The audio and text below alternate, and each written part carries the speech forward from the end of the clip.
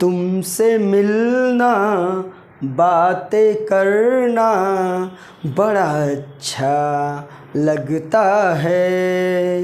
क्या है ये, क्यों है ये, क्या खबर, हाँ मगर जो भी है बड़ा अच्छा लगता है। हेलो दोस्तों, स्वागत है आपका अपने YouTube channel the learning circle में। दोस्तों मैं हूं लक्ष्मी नारायण यादव। दोस्तों आइए हम आज एक्सरसाइज 1.5 के बारे में बात करते हैं। 9th क्लास का नंबर सिस्टम संख्या पद्धति का। इसके पहले वाला 1.4 तक का वीडियो हमने बना दिया है, ठीक है। जो नहीं देख पाया है वो हमारे वीडियो को देखिए हमारे चैनल पे जाके। और आइए आज हम एक्सरसाइज 1.5 के बारे में बात करेंगे और आज ये एक्सरसाइज यानी कि लेसन ही हमारा फर्स्ट समाप्त हो जाएगा। इसमें देखिए दोस्तों, कुछ चीज़ें होती हैं उनको हम एग्जाम्पल के माध्यम से पहले आपको बेसिक चीज़ें समझा देते हैं। देखिए यहाँ पे जो पहला एक प्रकार से फार्मूला ही समझिए, फार्मूला है।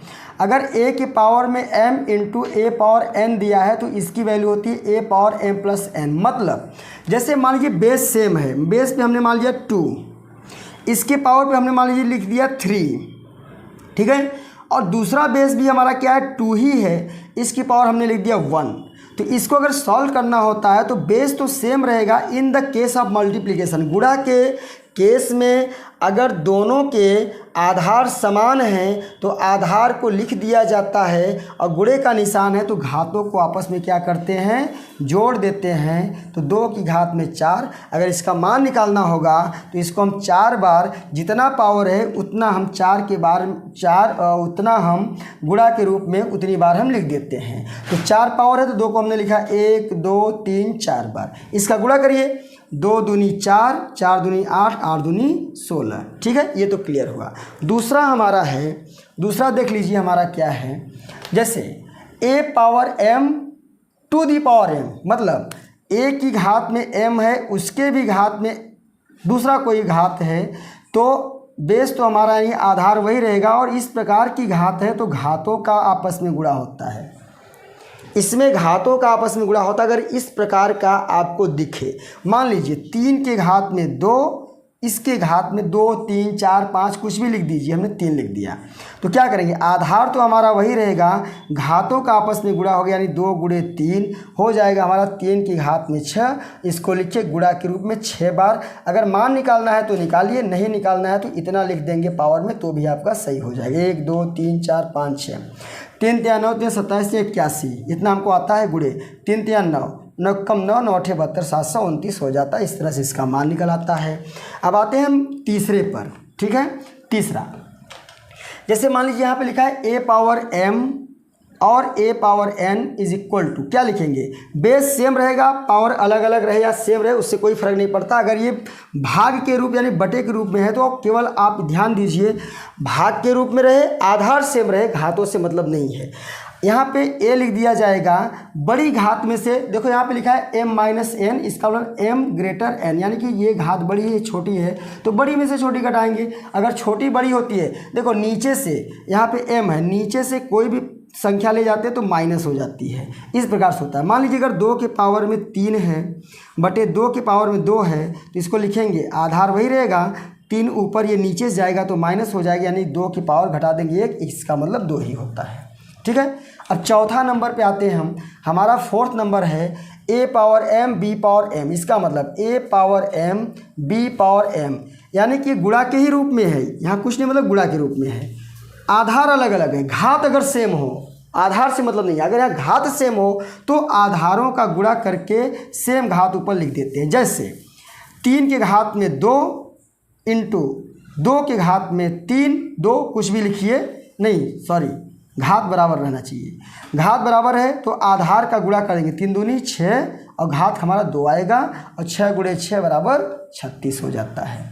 अब लास्ट में है a के पावर 0 है तो इसकी वैल्यू 1 होती है। केवल a के पावर 0 नहीं, किसी भी संख्या के पावर में 0 होता है तो सबकी वैल्यू क्या होती है, 1 होती है। चलिए हम क्वेश्चन नंबर 1 का फर्स्ट टॉपिक करते हैं, फर्स्ट पार्ट करते हैं। 64 के पावर 1/2। ध्यान दीजिए यहाँ पे 64 है, 64 का हम गुणनखंड करते हैं। 64 का गुणनखंड आपको पता है 8 अट्ठे 64 होता है। इसके घात में 1/2 हम लिख देते हैं। और 8 2 बार गुणा के रूप में, इसका मतलब जितना बार गुणा के रूप में, गुणा के रूप में है तो पावर इसका 1 1 है। हमने बोला ना अगर गुणा के रूप में आधार सेम है तो घातों को जोड़ देते हैं, इसका 1 घात इसका 1 घात मिलके 2 घात हुआ, और बाहर है तो उसका गुणा कर देते हैं। इसको काट दीजिए, आंसर हमारा आ गया 8। चलिए सेकेंड देखिए, 32 की घात में 1/5 है। तो देखिए 32 को हम लिख सकते हैं गुणा के रूप में, गुणनखंड के रूप में 2 दूनी 4 दूनी 8 दूनी 16 दूनी 32 की घात में 1/5। अब ध्यान दीजिए सब आधार समान है, सब गुणा के रूप में है, सबका पावर 1 होगा, कोई पावर नहीं तो 1 पावर मान लीजिए। तो पावर को जोड़िए 1 2 3 4 5, 5 हो गया, और उसके ऊपर घात है तो उसका गुणा कर देते हैं। तो 5 से 5 काट दिया, इसका मान आ गया हमारा 2। यहाँ पर देखिए 125 की घात में 1/3, 125 का गुणनखंड होगा 5 पंजे 25 और पंजे 125, घात में 1/3। देखो आधार समान है, गुणा के रूप में है तो आधार को लिखिए, किसी इनका घात नहीं पता तो 1 घात मानिए, 1 2 3 घात है 3 लिखिए, ये बाहर है आपका पावर तो गुणा के रूप में कट गया, तो आंसर आ गया हमारा 5। इस प्रकार से पहले के जो तीनों पार्ट थे, तीनों पार्ट हमने आपको हल करा दिया। आइए दोस्तों, क्वेश्चन नंबर 2 में 3 पार्ट दिया है, इसको भी ज्ञात करना है, हल करना है, इसके मान को हमें बताना है। तो पहले का सलूशन देखिए, सेम वही काम करना है। यहाँ 9 की घात में 3/2 है, तो 9 का गुणनखंड 3 × 3, ठीक है, और इसके घात में क्या हुआ 3/2।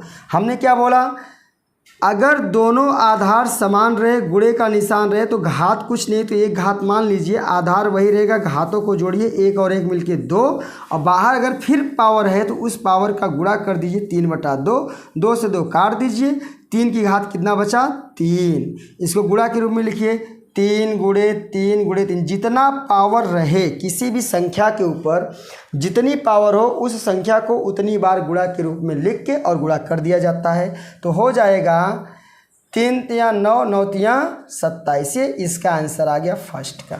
ओके, चलिए सेकेंड को देखते हैं।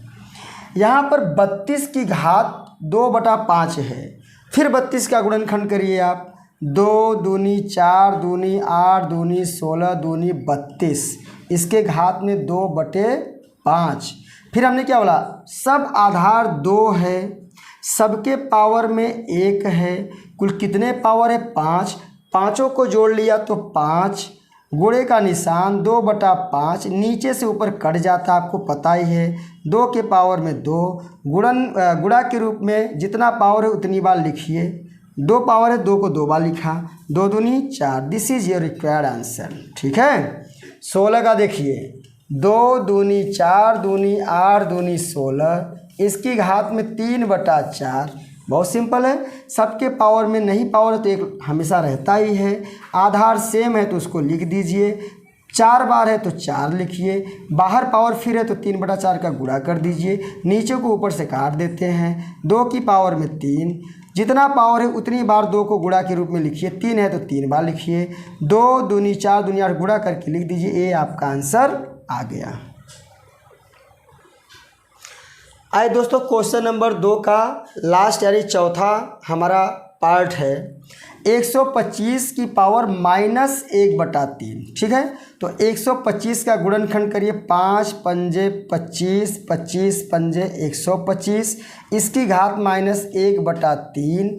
हमने क्या बोला, आधार सब सेम है, गुणा के रूप में सबके घात में 1 मान लीजिए, 3 पावर हो गया, गुणे 1/3 यानी कि माइनस यहाँ लगा देते हैं, 3 से 3 कट गया, 5 की घात -1। अगर 5 की घात -1 है तो इसको हम लिख सकते हैं, इसके अपॉन में 1 होता है, माइनस है तो उसको नीचे कर दीजिए, ये हो जाएगा आपका प्लस। इस तरह से दूसरा क्वेश्चन आपका पूरा कंप्लीट हो गया। दोस्तों क्वेश्चन नंबर 3 है, सरल कीजिए। पहला पार्ट है हमारा, 2 की घात में 2/3, गुणे का निशान है, 2 की घात में 1/5। ठीक है, सेम दोनों का बेस समान है तो इसको यहाँ लिख लीजिए, और घातों को देखिए अलग अलग घातें भी दे दिया, इन घातों को जोड़ दीजिए, 2/3 प्लस 1/5। अब घात जो हमारी है वो भिन्न के रूप में उसको हल करना है, कैसे हल करेंगे। चलो अगर छोटा है तो क्रॉस मल्टीप्लाई कर देते हैं, 5 दूनी 10, 5 का गुणा 3 है, 5 तियाँ 15, फिर 3 का करेंगे, 3 एक कम 3 और 3 बचे 15। यानी क्रॉस मल्टीप्लिकेशन क्यों करते हैं? अगर कोई दो भिन्न दिया हो, उनके हर यानी कि नीचे के डिनोमिनेटर सेम ना हो, तो उनको सेम करने के लिए या तो हम इन दोनों का एलसीएम लेते हैं या फिर इनके क्रॉस मल्टीप्लाई कर देते हैं। तो हम देखो तिर्यक गुणा कर दिया तो नीचे का सब बराबर हो गया। अगर नीचे का बराबर हो जाता है तो ऊपर को जोड़ लेते हैं, 10 3 13, 13 बटा में 15, ये हो गया हमारा आंसर 2 की घात 13 बटा में 15। सेकेंड देखिए, सेकेंड देखो यहाँ पे लिखा है 1 बटा 3 की घात में 7 के पावर 7, 1 बटा 3 की घात में 3 के पावर 7।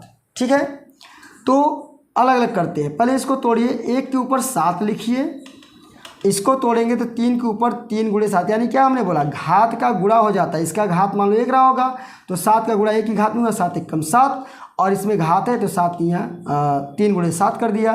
अब 1 के ऊपर चाहे जितनी घात हो, चाहे 0 को छोड़कर, चाहे 7 हो, चाहे 10 हो, चाहे 50 हो, 0 को छोड़कर उसका मान 1 ही आएगा। और 3 की घात में 7 यहाँ 21, यह भी आंसर हो सकता है। या फिर अगर इसको हम नीचे से ऊपर ले जाते हैं तो इसका जो घात है, इसका जो चिन्ह होता है वो बदल जाता है। यहाँ पे प्लस है तो ऊपर जाके माइनस होगा, ये भी आंसर आपका हो सकता है। ठीक है, आइए दोस्तों क्वेश्चन नंबर 3 को हम हल करते हैं। 3 का तीसरा पार्ट है 11 की घात में 1/2 बटे 11 की घात में 1/4। चलिए एक कौन सा रूल लगेगा इसमें, देखिए ये लगेगा, a के power m upon a power n is equal to a power m minus n। मतलब अगर आधार समान है तो आधार को लिख लिया और घात को माइनस कर दिया, इसमें से इसको हमने माइनस कर दिया। वही काम यहाँ पे करना है। दोनों का आधार समान, देखो ये भी 11 है और ये भी 11 है, तो 11 लिख दिया, 1/2 को लिखा ऊपर पावर में और ये नीचे से जाएगा तो ये माइनस हो जाएगा 1/4। इसको हल कर लीजिए। 11 के पावर, देखो 2 और 4 का तब तक हल नहीं होगा जब तक आधार यानी कि इसका जो है हर बराबर ना हो। तो हर बराबर करेंगे, 2 और 4 का एलसीएम लेंगे तो 4 ही आता है।